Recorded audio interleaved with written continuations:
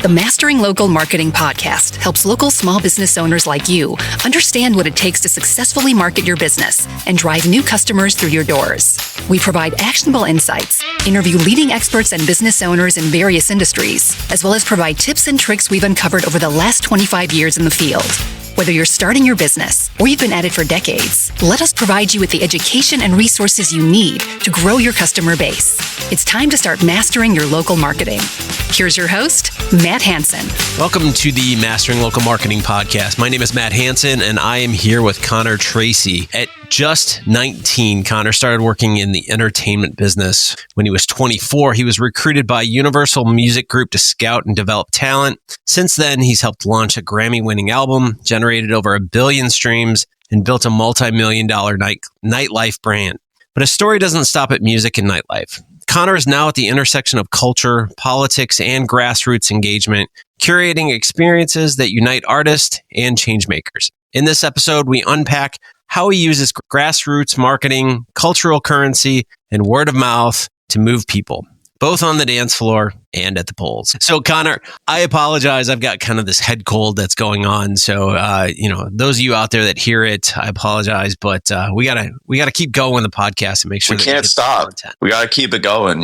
So, you were recruited by Universal Music Group at 24. What were you doing that got their attention, and how did you navigate such a big opportunity being so young? Yeah, I was just like a really big promoter at the time, I'd already been fully doing nightlife for about 5 years at that point, and I probably was like the main one for like my age in LA doing it. So I think they were probably looking for something, and I happened to like be the right thing at the time. But that was kind of how it went down. But I wasn't trying to work in music at all. Quite honestly, I was trying to do acting at the time, and that flopped. And then I just randomly got hit up by Universal. That's funny. Yeah, I talk to 20-somethings regularly. And, many times you talk to them and you're like, what's your plans? And they have all these plans. And so what you're saying is you were getting into the acting scene and then just kind of fell into music. So I got hired by Universal probably like fall of 2017. I would say by like early 2016, I was already like self-aware. I was probably like the biggest for my age in LA doing what I was doing with like the celebrities and stuff I was bringing out. But I kind of had like this feeling like I don't really know if it's going to get bigger than this. You get what I'm saying? So I kind of was like, trying to figure out like, what I could do to like pivot or like, continue it. And so at the time, just acting made more, because I had no experience in music at all. And so acting seemed kind of like more of maybe like, because I knew people in that scene and yada yada. And so I was doing, and yeah, so basically the Universal thing just kind of fell out of the blue. I had no intention of even working in music. What were some of the grassroots marketing tactics that you used early in your career that helped build trust and credibility as you went into the music world? Yeah. So I guess I can explain kind of like the first artist that I started with. He's a rock act named Youngblood. And so it was kind of odd, honestly, because I basically used the playbook I used to get big on him, if that makes sense. So I started by, renting out these venues, mainly also like kind of like downtown LA warehouses. And I got these DJs involved that I knew would bring people. And so like instantly, if you look at some of the videos, there was like 600 people there or something. And like, he didn't bring them necessarily, but I knew how to like curate it and make it look like it was like a move. You get what I'm saying? And by the way, like, I'm not like taking anything away from Youngblood. I'm just saying like what I added to it. I feel like I like reverse engineered my experience of like coming up through the nightlife stuff. And then I used that with him to like make it look kind of organic. And it was still organic. You know what I mean? It's just, I just used my skill set to kind of enhance it. That was kind of it. Yeah, I think what you're saying is it's a collaborative effort, right? So right. There are many pieces to growing, especially, you're marketing an artist, you're trying to get them out there. It's that grassroots, that things that you've used in your past. Yeah. You applied here, but it's a collection of things, right? So it's not a single thing that you've done. It's a collection of everyone that's involved. It's the artist, it's the other people that you worked with, it's the venues, it's the DJs, you name it. So it's a collaborative effort, right? He had a great team behind him, like great management team. He had a solid situation at the label. I used my experience with booking shows and doing kind of like underground events. And then I still at the time was a very big promoter. And so I was bringing him out to all the spots, introducing him to people. It was kind of this like pretty quick thing where they're like, who is this guy? Like he's already doing shows in downtown LA, like underground. He's seen with these celebrities. And like that's kind of like how I played it, if that makes sense. Okay. Yeah. Yeah. So I know you've worked with obviously Youngblood, you've got Halsey and Dua Lipa and, Machine Gun Kelly, all these different people that you've worked with. From a marketing standpoint, is it the same playbook that you consistently use, or does it vary? Yeah, I think like, I just kind of try to do whatever like play or like opportunity there is at the time, right? So some of the names you mentioned that fell through like Youngblood world where like, he ended up doing songs with Halsey, Travis Barker, and Machine Gun Kelly, but like I didn't really know that was going to happen in the beginning. You're kind of just like building this thing and trying to get it bigger and bigger, and then randomly like things fall into place. You know what I mean? So, and then some of it's like from my orbit, and then some of it comes like organically through the orbit. So that's kind of like at least the process that I kind of have. So I'm honestly just kind of winging it on the spot, but it's like calculated winging it, So you're just like every other marketer out there. We're just winging it.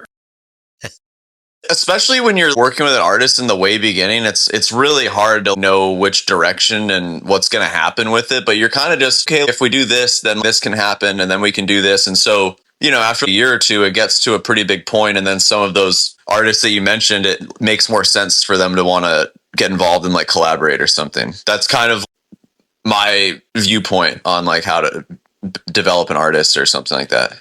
You started off Sunset in LA, right? And you generated $4 million a year in revenue. What was kind of the key to creating that venue and getting the creative community involved? Right. So it was kind of like a perfect storm, and I didn't even see it as a perfect storm at the time. But basically, like for one, it was me and 4 other partners, one of which I worked at Interscope with, and then one of which I worked at One Oak with. So we kind of had this like unique blend of like nightlife crowd with like the music industry crowd, which, sometimes the nightclubs when they open, it's just very like nightclubby type people. This felt more like industry curated. So it had that kind of a cachet to it. It was fresh off the pandemic. So we were like the first venue to open out the gate after things being shut down for 2 years or whatever. And then we got like a good lease deal because it was COVID, and then nothing really opened for like a year and a half or 2 years after that. So it was kind of like clean runway. We had kind of like a unique advantage with like our networks and what we were doing at the time. And it was like a bunch of stuff like that for why. I know when we talked earlier off camera, you were talking about doing soft launches, right? So the ability, you didn't go in huge with things. It was kind of a slow rollout process and not trying to have a line around the block or anything like that.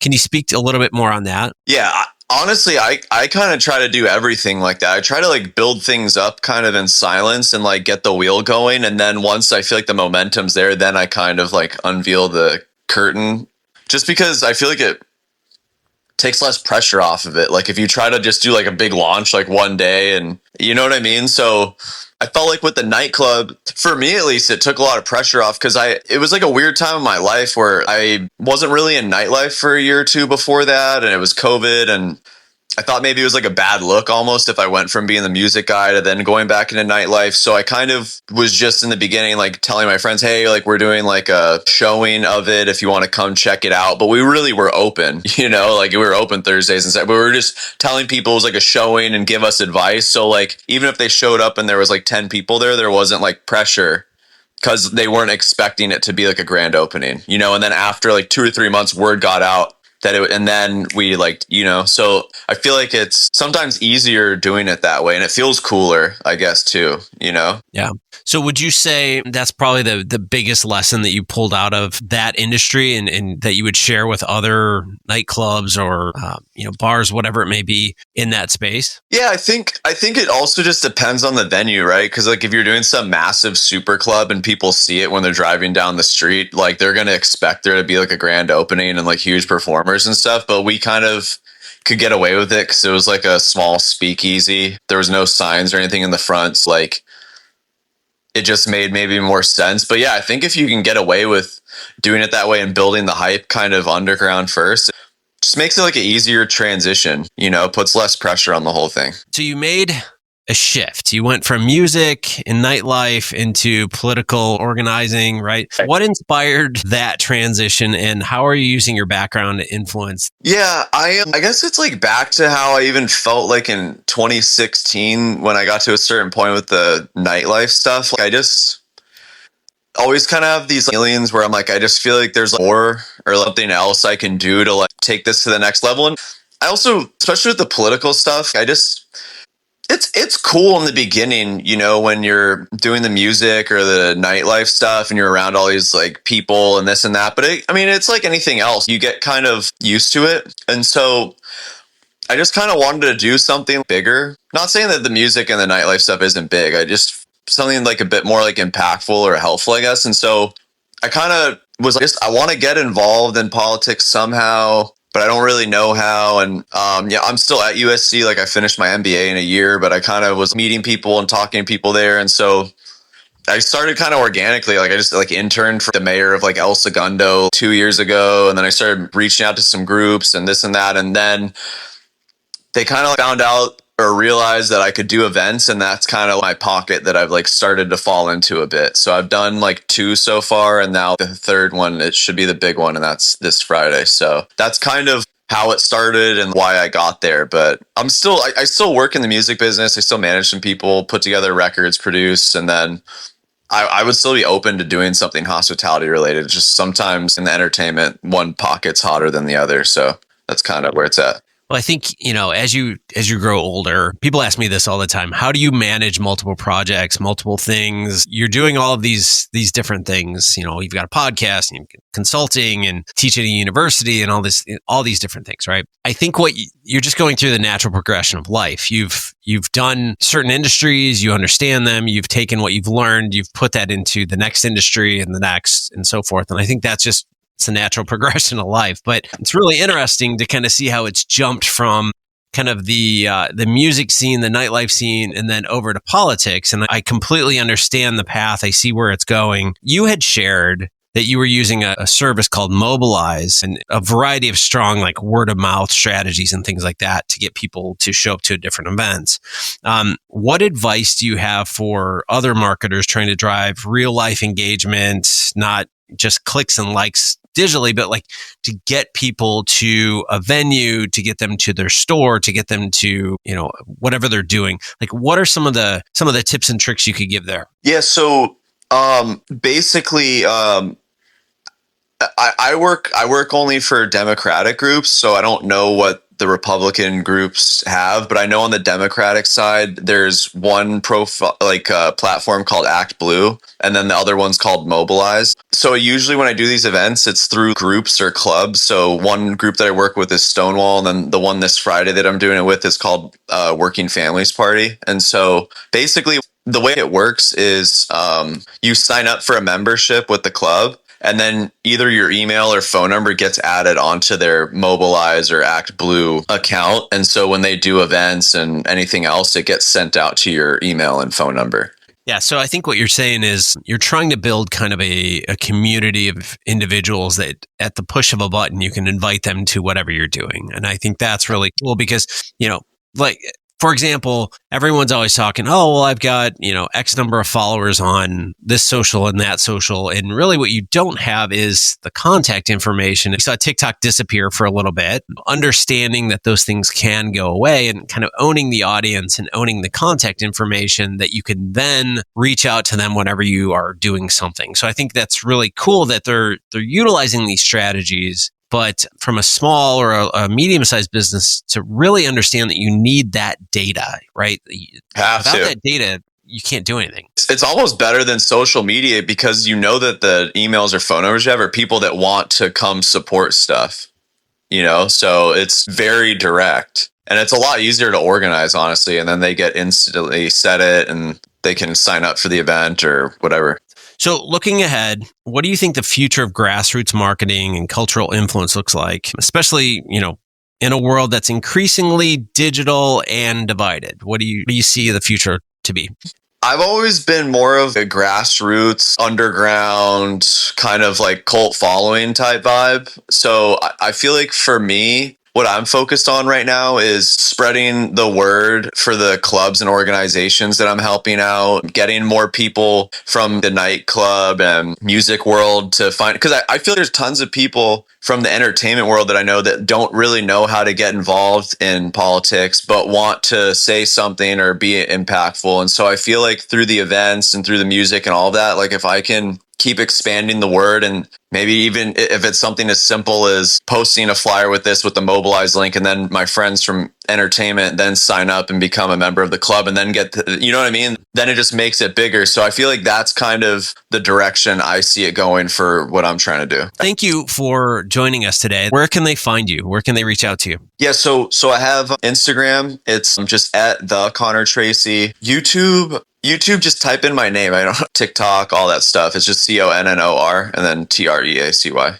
Should find me. Put those links in the show notes so everyone has access to it. But thanks for joining us today. I appreciate all the help, and we will talk with you later. So thank you so much, Matt. Appreciate it. The Mastering Local Marketing podcast helps local small business owners like you understand what it takes to successfully market your business and drive new customers through your doors. We provide actionable insights, interview leading experts and business owners in various industries, as well as provide tips and tricks we've uncovered over the last 25 years in the field. Whether you're starting your business or you've been at it for decades, let us provide you with the education and resources you need to grow your customer base. It's time to start mastering your local marketing.